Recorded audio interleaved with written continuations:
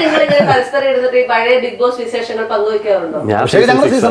ഞാൻ സീസൺ 6 അപ്പൊ അങ്ങനെയൊന്നും ഇല്ല നമ്മളങ്ങനെ കോമൺ ആയിട്ടൊന്നുമില്ല. പിന്നെ ഞാൻ പറയാറുണ്ട്, ഞാൻ കാണാറുണ്ടായിരുന്നു സീസൺ 5. അപ്പം അഖിലേണ്ട അങ്ങനത്തെ ഗെയിംസിനെ കുറിച്ചൊക്കെ ഞങ്ങൾ സംസാരിക്കും. എപ്പോഴെങ്കിലും ഈ സീസൺ കഴിഞ്ഞതിന് ശേഷം ഇനി എന്ത് ചെയ്യുന്ന അഭിഷേകന് ആലോചന? ഞാനിങ്ങനെ plan A, plan B, plan C ഇങ്ങനെ സെറ്റ് ചെയ്ത് വെച്ചിട്ടുണ്ടായിരുന്നു. ഞാൻ എന്ന് വെച്ചാൽ സിനിമയിലോട്ട് വരുമ്പോഴത്തേക്ക് തിരിച്ച് എന്തെങ്കിലും രക്ഷപ്പെട്ടില്ലെങ്കിൽ എനിക്ക് തിരിച്ചു പോകാൻ വേണ്ടി ഞാൻ നല്ലോണം പഠിച്ചു.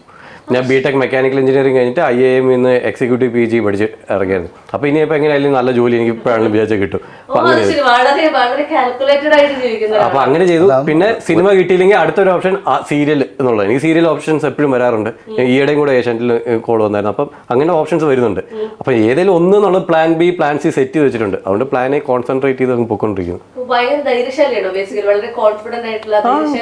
അതുകൊണ്ട് ഞാൻ 5-6 വർഷം ഇതിന് പുറകെ ഇറങ്ങിയിട്ട് അപ്പം ഞാൻ രക്ഷപ്പെടും എന്നുള്ള ഉറപ്പിൽ ഇങ്ങനെ പോയിക്കൊണ്ടിരിക്കുക. അങ്ങനെയാണ് ഞാൻ ബിഗ് ബോസ് വരെ എത്തിയത്.